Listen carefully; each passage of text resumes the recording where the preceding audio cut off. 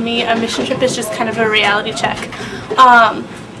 They kind of help me realize like what I take for granted, and just kind of that like everything that I worry about from day to day is really nothing compared to things that people have to deal with every day of their lives, whether it be poverty or an abusive family. The community, I really felt that we impacted them like through works and like really getting to know them and trying to like, I don't know, just being a good model out there, being the light so they can like look towards us.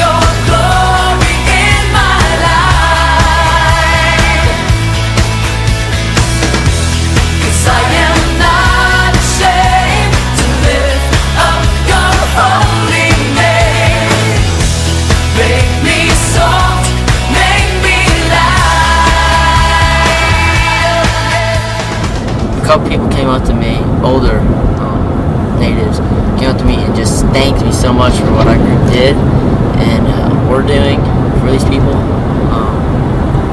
Just, I can't express how that felt. Just, I tried to say, oh, it's no problem, but they just wouldn't give up. This trip kind of changed me in a way because it helped me refocus and just like learn what's really important in life. And it's not just like the earthly things, but it's focusing on God, and it just helped me recenter my life on Christ.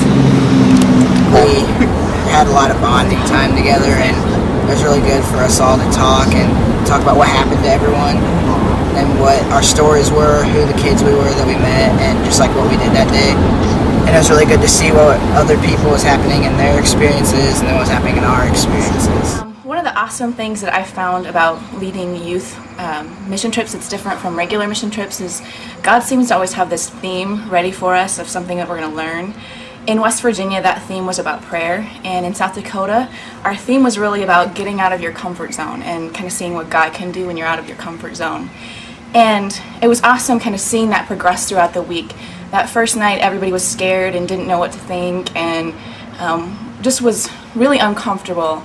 And the second night, we talked and we prayed, and I asked the kids if they wanted to do kind of a popcorn prayer where they all took a chance to pray. And they kind of looked at me like I was their torturer and I was a horrible person, and about 3 people spoke up during the prayer.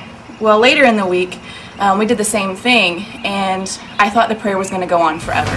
You make me want to be like you. Your holiness I will pursue. I want the heart of Jesus.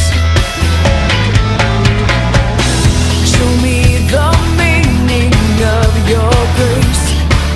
I want to give the world a taste of the love of Jesus.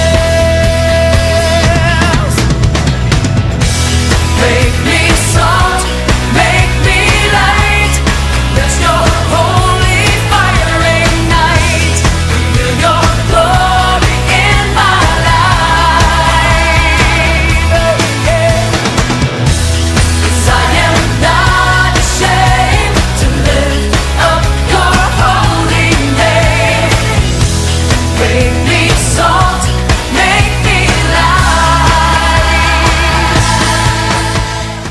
when we were working on one of the guys' house named Desmond, he had like a really low income job, and then he quit it to become a youth minister.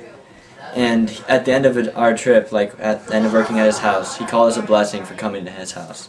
When really I thought it was a blessing for of him to let us share that experience, because without it, my life wouldn't be the same.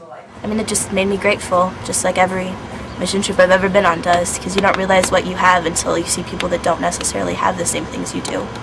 And it also made me realize that you can be happy without material possessions. One of my favorite stories, I guess, would be either helping them paint their house, and the lady gave us food. She didn't have to do any of that, and she could have easily saved it for her 8 kids or had more for them, but instead she gave it to us.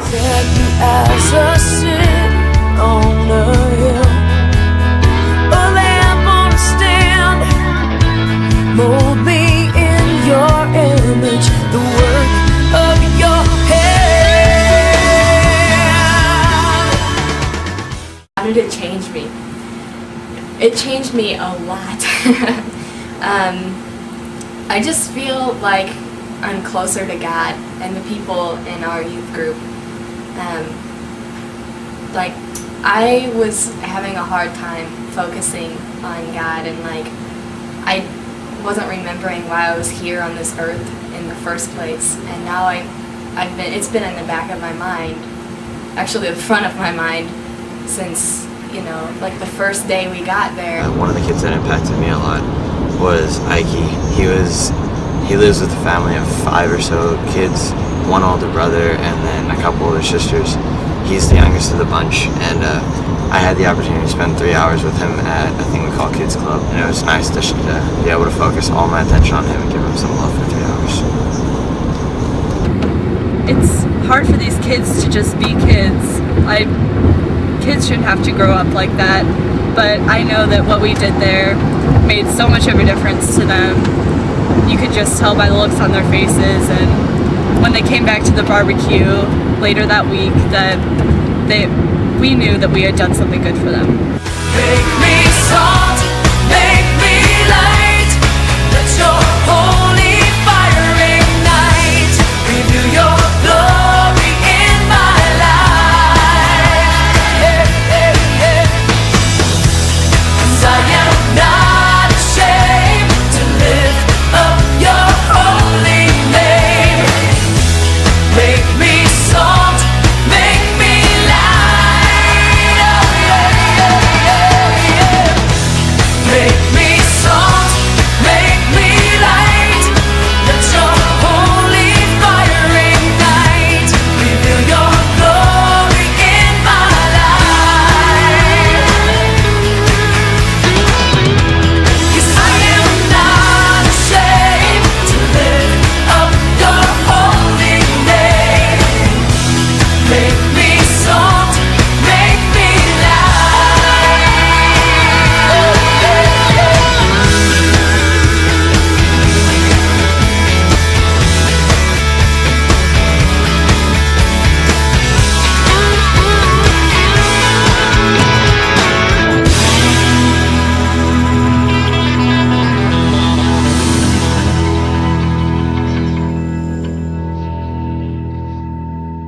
Coming back, I finally realized that we need more people, and we need to go on more mission trips. We need to help these people more often, because just 1 week out of the year isn't going to do it for us, for them actually. Definitely want to go back.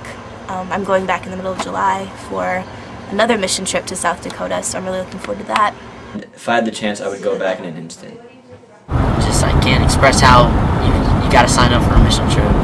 It'll change you in so many different ways. I want to go back.